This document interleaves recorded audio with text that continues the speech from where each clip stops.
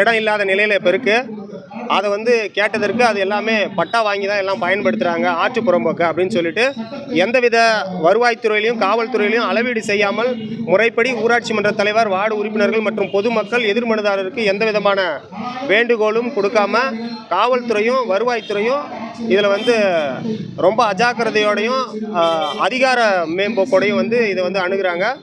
அதாவது தலித் மக்களும் சரி மற்ற மக்களும் சரி புதைக்கிறதுக்கான இடமே அங்கே இல்லை. அது எல்லாமே வந்து இப்போ விவசாய நிலமாக மாற்றி பயிர் வச்சுக்கிட்டு இருக்காங்க. அதுக்கு வந்து நாங்கள் கலெக்டர்கிட்ட மனு கொடுத்துருக்கோம். அது சம்மந்தமாக அளந்து அத்து காட்டி தரோம் அப்படின்னு சொல்லியிருக்காங்க. இதில் என்னன்னா குறிப்பிட்ட நிலையில் சங்கராபுரம் வருவாய் வட்டாட்சியரும் மற்றும் காவல் உதவி ஆய்வாளர் பிரபு அவர்களும் தான் வந்து அதிக முனைப்போடு இருக்காங்க.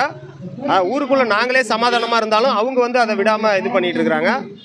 என்னுடைய தந்தையார் விஎஸ் மாரியப்பன் மறைவுக்கு 10ஆம் தேதி அடக்கம் செஞ்சோம். 12ஆம் தேதி வந்து ஒரு புகாரை பெற்று அன்றைய தினமே ஒரு சிஎஸ்ஆரை பதிவு செஞ்சு அன்றைய தினமே தாசில்தாருக்கு ஒரு வேண்டுகோள் கடிதம் கொடுத்து டிஎஸ்பிக்கு வேண்டுகோள் கடிதம் கொடுத்து ஒரு 30க்கும் மேற்பட்ட காவலர்களை வைத்து ஒடுக்குமுறையில் தான் இந்த இதை செஞ்சுருக்காங்க.